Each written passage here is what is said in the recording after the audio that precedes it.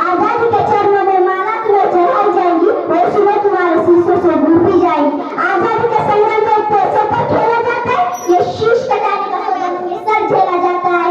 आजादी बाहर उच्च करके वे बोले, रक्त तुम मुझे देना, बदले में भारत की आजादी तुम मुझसे लेना। हो गई जनता ने उतर पुतर, सीने में दुनिया समाते थे, इनकलाब के सौ नारे पैसों तक छाए जाते थे। हम देंगे रक्त, बस यही शब्द सुनाई देते थे। रंग में जाने को लोग तैयार खड़े दिखाई देते थे। सुभाष वो आ गया जिसके तन में धरती और खून रहता है, वो आ गया जो खुद को हिंदुस्तानी कहलाता है, वो आ गया जो खून से हस्ताक्षर करता है। मैं कफन बनाता हूँ, वो आ गया जैसे हंस कर लेता हूँ। इस पर सारी जनता हिकार उठी, हम आते हैं माता के चरणों में हम अपना रक्त बहाते हैं। देखा साहस में युवा डरते ही जाते थे, छुरी कटारों से वो अपना रक्त बहाते हैं, अपना रक्त बहाते थे। उसी रक्त के शायद वो अपनी कलम डुबाते थे और खून से हस्ताक्षर करते ही जाते थे, डरते ही जाते थे। जब देखा तारे ने विश्वास में, जब लिखा भारत देश ने खून से इतिहास नया, खून से इतिहास नया। मैं आपको भारत की आज की सच्चाई बताना चाहती हूँ। एक सत्य यह भी है, हमारे घर में राखी है लेकिन गरीब के घर में राशन है। एक तरफ हम दूसरे देशों से अपने संबंध मधुर से मधुरतम बनाकर दूसरे देशों का दिल जीत रहे, वही हम अपने ही देश में सियासी दाव पेच कर जहर घोल देते थे। कभी राम रहीम के नाम पर तो कभी मंदिर मस्जिद के नाम पर लड़ाई दंगे करते हैं, तो दर्द से फूला हुआ सीना छलनी हो जाता है। गाँव शहर की बेटी अखबारों की सुर्खियों में अपना नाम रोशन करने की ऐसी सकने के लिए नहीं। कौन आजाद हुआ, किसके माथे से गुलामी की स्याही छूटी, मेरे सीने में दर्द है महकूमी का, माथे में हिंद के चेहरे पर उदासी है वही। खंजर आजाद है सीने में उतरने के लिए, मौत आजाद है लाशों पर से गुजरने के लिए। कीमतें काली दुकान पर खड़ी होती और खरीदार की जेबों को बटरने के लिए। आप सभी को सालिया का स्वागत प्रणाम।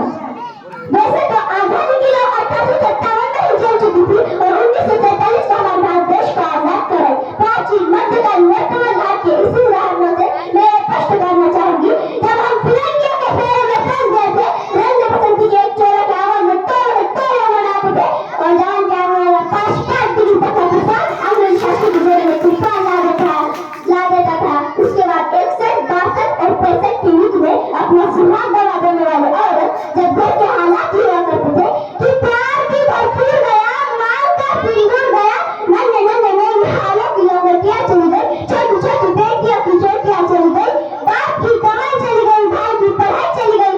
एक ऐसा विस्फोट हुआ, पता ही चला नहीं, पूरे जिस्म की गई बोटियां चली गई, पूरे जिस्म की गई बोटियां चली गई। अरे आपकी ये आज हुआ ऐसा हाल, मेरे घर की तो रोटियां चली गई, मेरे घर की तो रोटियां चली गई।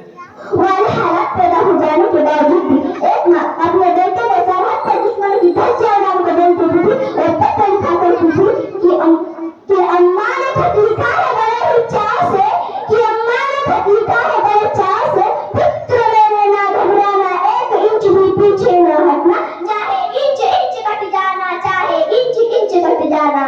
इस तरह पूरा परिवार आपकी देशभक्ति साबित कर रहा होता, तब देश बलिदान मांगता था, तब देश ले जाने को कहता, तब देश मर जाने को मिट जाने को साथ चल जाने को कहता था। आज देश मर जाने को नहीं कहता, मर जाने को मिट जाने को साथ चल जाने को नहीं कहता। मेरे विचार में जो व्यक्ति है वो अपना काम पूरी मेहनत, पूरी ईमानदारी और पूरी लगन से करे, वही सच्चा देशभक्त है।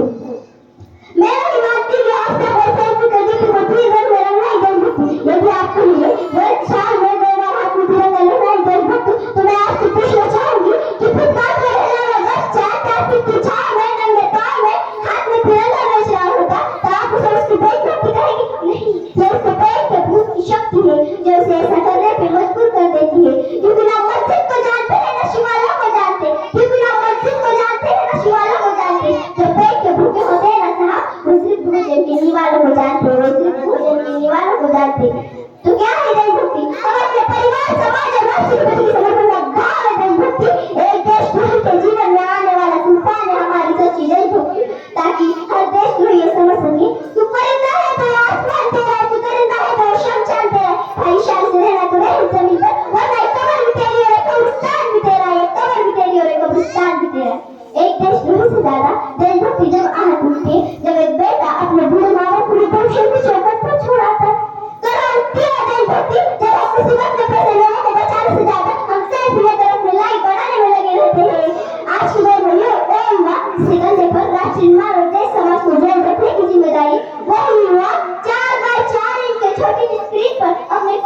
उंगलियों के